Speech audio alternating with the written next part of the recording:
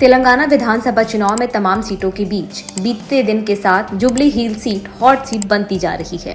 दल बदल के बीच जैसे ही इस दल का नेता उस दल में जा रहा है, वैसे ही जुबली हिल सीट के समीकरण बन और बिगड़ रहे हैं। जुबली हिल सीट पर पहली बार ओवैसी की पार्टी विधानसभा चुनाव लड़ रही है, लेकिन उससे पहले ही पार्टी के बागी ने कांग्रेस का दामन थामकर उनकी टेंशन बढ़ा दी है। जुबली हिल सीट की सियासी जलेबी को अगर आसान भाषा में समझें तो कहानी कुछ ऐसे शुरू होती है।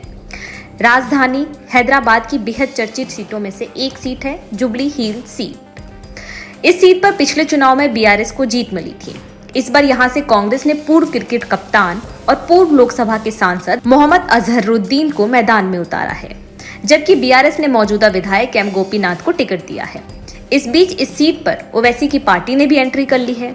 ओवैसी की पार्टी ने इस सीट से मोहम्मद राशिद फराजुद्दीन को मैदान में उतारा है।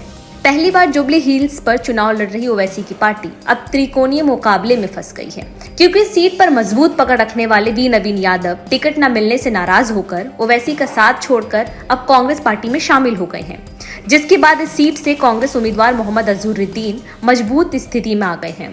निर्दलीय नामांकन भरने के बाद आज अचानक से कांग्रेस में शामिल होकर नवीन यादव ने जुबली हिल्स सीट के सारे समीकरण बदल दिए हैं। नवीन यादव कौन है, अब ये भी जान लेते हैं। 2014 के लोकसभा चुनाव में नवीन यादव ने AIMIM के टिकट पर जुबली हिल्स से चुनाव लड़ा था। उन्हें करीब 41,656 वोट मिले थे। फिर 2018 में उन्होंने AIMIM से इस्तीफा दे दिया और निर्दलीय उम्मीदवार के तौर पर चुनाव लड़े। भले ही 2018 में वो निर्दलीय उम्मीदवार के तौर पर चुनाव लड़ रहे थे, लेकिन जुबली हिल्स सीट पर उन्होंने बीआरएस उम्मीदवार को कड़ी टक्कर दी थी। अब जब वोटिंग से पहले ओवैसी की पार्टी के मजबूत नेता ने कांग्रेस उम्मीदवार अजहरुद्दीन को समर्थन देने का ऐलान करते हुए कांग्रेस का हाथ थाम लिया है, तो इसके बाद माना जा रहा है कि जुबली हिल्स सीट पर पहली बार चुनाव लड़ रही ओवैसी की पार्टी की मुश्किलें अभी और बढ़ सकती हैं।